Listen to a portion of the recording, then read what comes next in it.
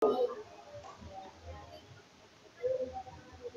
kan ingin umroh haji kok betul ini alhamdulillah. Sebenarnya banyak orang yang nggak ingin haji tapi umroh. Ada pak banyak.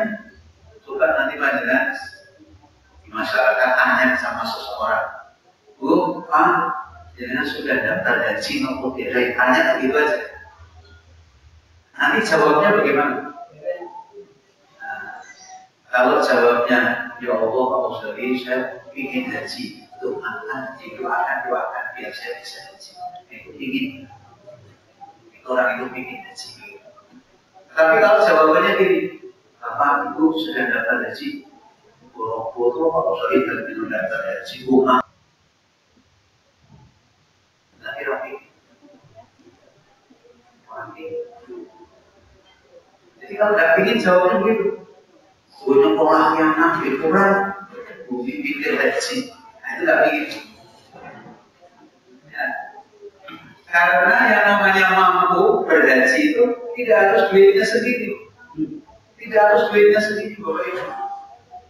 Saya punya langganan makan siang waktu masih tugas dulu, itu yang jualan suami istri, bapak sama ibu berdua.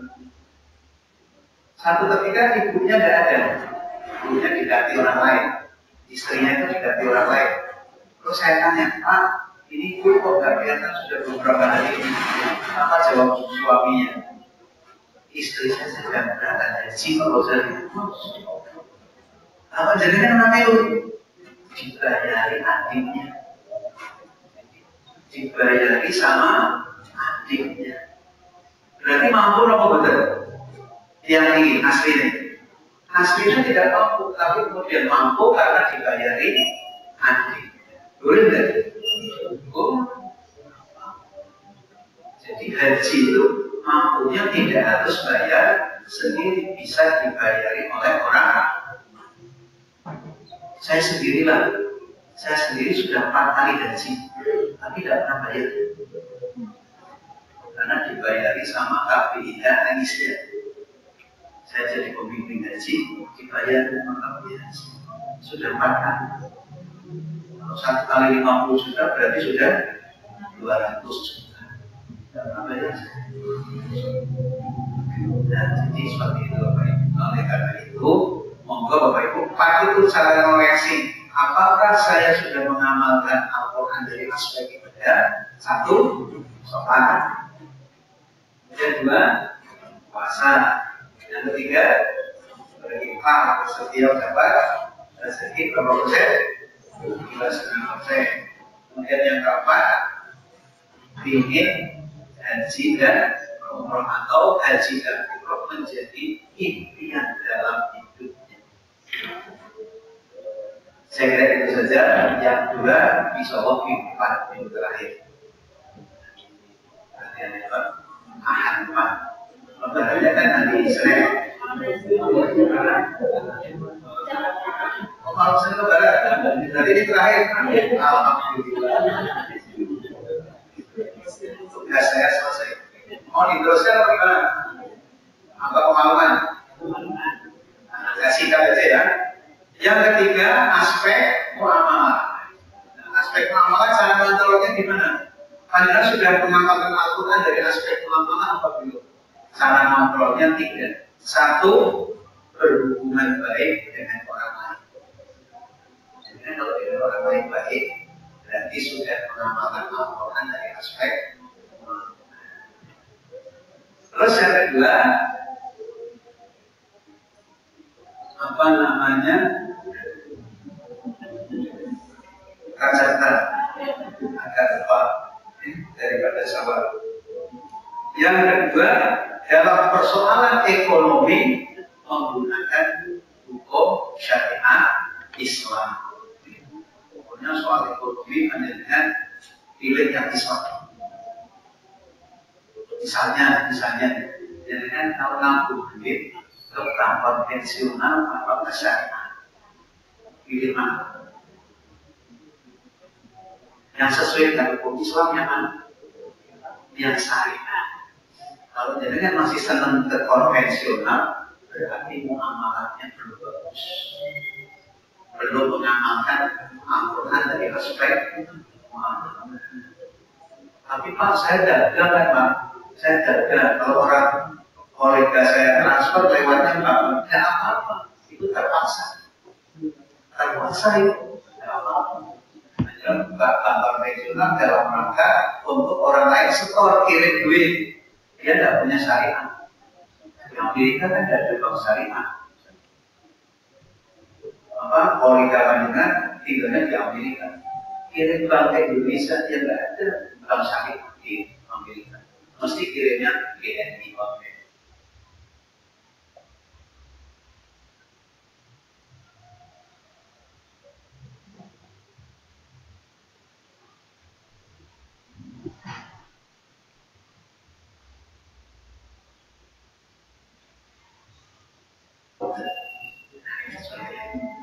Kalau satu RT aja dulu.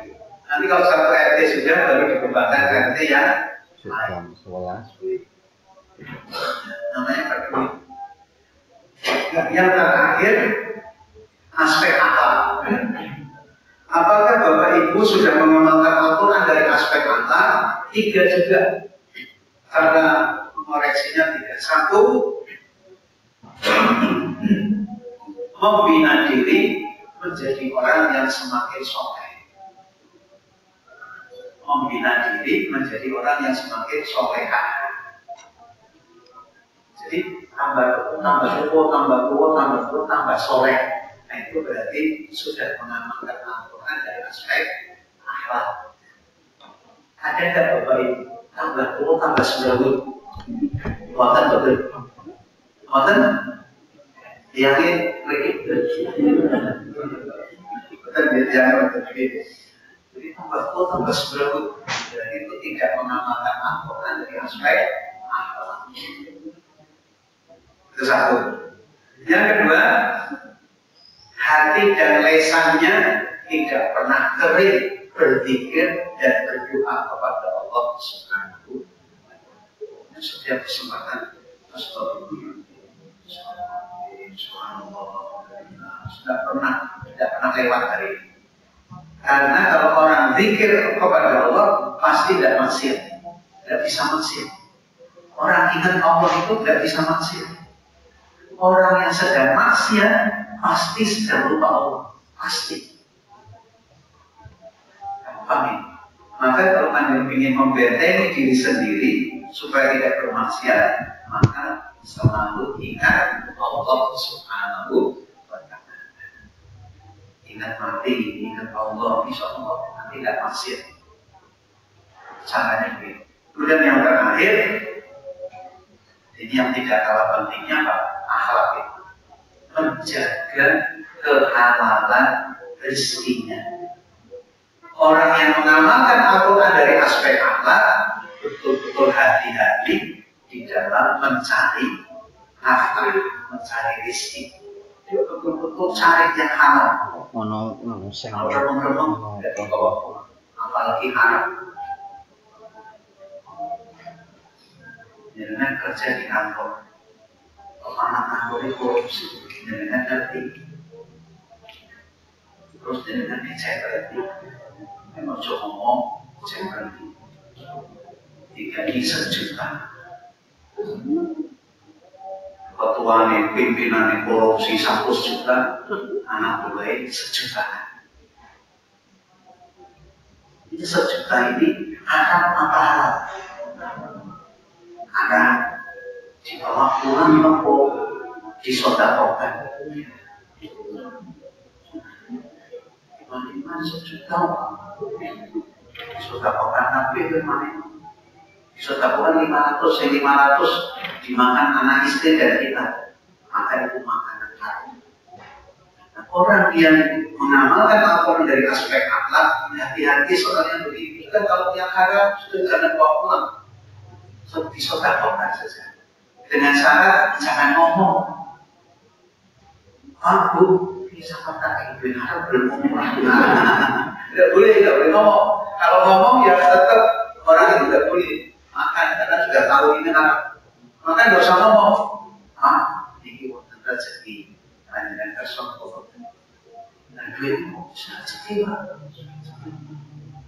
Masuk kemudian buat dosa proses takut yang sanis. Terus bukan apa-apa masalah gitu. Nah, terus ada apa? Tapi jangan dikasih tahu. Kalau dikasih tahu nggak boleh. Jadi haram dia. Itu caranya. Kalau beras ada lasnya, diapain? Ya dipilih, terus lasnya diapain? Dikasihkan ayam. Dikasihkan ayam. Ayam kan doyan las itu. Tapi kalau duit campur antara yang haram dengan yang halal, diapain? Dipilah-pilah. Ini yang halal, ini yang haram ini mau kasih ayam apa gimana? Ayam tidak duit, tidak doyan sama duit. Maka yang doyan duit siapa? Sesama manusia. Maka kasihkan sama manusia, tapi syaratnya jangan mau.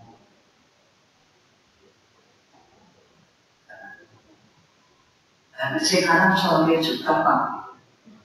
Kira-kira Pak tiga dewa kafe kok repot. Nah, itulah tantangan kita. Oleh karena itu orang yang hati-hati kalau makan haram maka tenaga pikiran yang dihasilkan itu cenderung mengajak pada maksiat. Tapi kalau makanan halal energi pikiran yang keluar itu cenderung mengajak kepada amal soleh. Oleh karena itu Bapak Ibu, malas sholat, malas ibadah, malas berbuat baik, koreksi makanannya. Jangan-jangan saya makan barang yang haram sehingga tenaganya, pikirannya menjadikan malas ibadah. Jadi sholat terus dikurung betul. Sok malas mau betul. Nah, dikoreksi. Jangan-jangan aku tahu loro juga itu. Tahu kita ini ₹1.000. Hukumnya loro itu juga itu. Sisi halal atau halal? Terus dimakan. Tak kira. Kan sederhana sekali kan? Wadah betul tiada terus. Apa ini nengkon? Tuku loro juga tahu wadah betul.